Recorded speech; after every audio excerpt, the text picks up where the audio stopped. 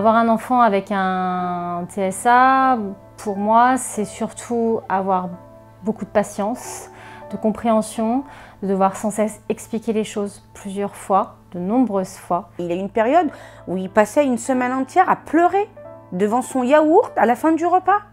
Et on n'a jamais compris pourquoi il pleurait. Mais moi, mes gosses, ils pleuraient avec lui. Parce qu'ils me disaient, mais on ne sait pas pourquoi il pleure. Elle va être capable d'être violente alors qu'elle ne l'est pas du tout en temps normal. Il se mordait la main avant qu'on commence les traitements et là, ça devenait compliqué. C'est ce sentiment d'impuissance aussi qui fait que ça nous épuise psychiquement. En fait, on n'est pas que épuisé physiquement, parce qu'on dort, hein. On dort dès qu'on peut, mais on est aussi épuisé psychiquement en fait. Je ne parlerai pas d'envie d'avoir un accompagnement, je parlerai de nécessité d'avoir un accompagnement. Il y a un moment où on ne peut pas se dédoubler, c'est plus possible. On essaye de faire tout seul, le maximum de fois, et puis à un moment on se retrouve dans une impasse. Et c'est vrai que là j'avais besoin de trouver une structure avec des gens vraiment sérieux et on va dire de confiance. C'est pas du répit pur, c'est pas aller boire un café, c'est pas me faire masser, c'est pas aller dans un spa, j'aimerais bien, mais c'est plus pouvoir travailler, c'est pouvoir emmener l'autre enfant à un accompagnement.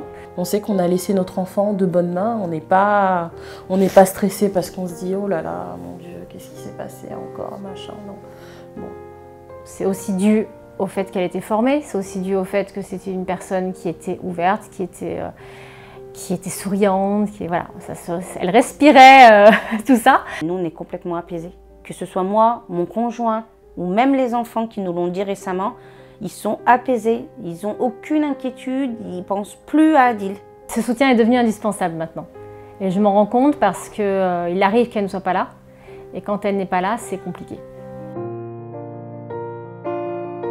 Ça vous permet, surtout les mamans, de ne pas culpabiliser aussi, hein, de ne pas se dire qu'on s'est débarrassé de son fils ou de sa fille. Voilà. De passer de l'enfant idéal, idéalisé, à l'enfant autiste, l'autisme qu'on connaissait très peu, avec tout le retard qu'on a en France, c'est tellement violent. Moi, mon conjoint, il a mis 3 ans pour se faire à l'idée que c'était un handicap qui ne se soignerait pas.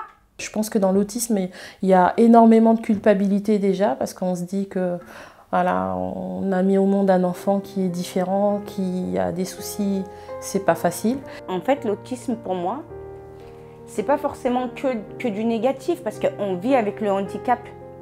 Donc du coup, on fait avec.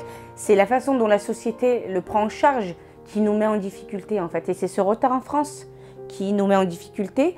Et comme je dis à mes amis, à mes proches, quand ils me demandent ce que ça me fait vivre, c'est pas que malheureux, parce que moi je l'aime mon fils, et on a des bons moments, hein, comme toutes les familles.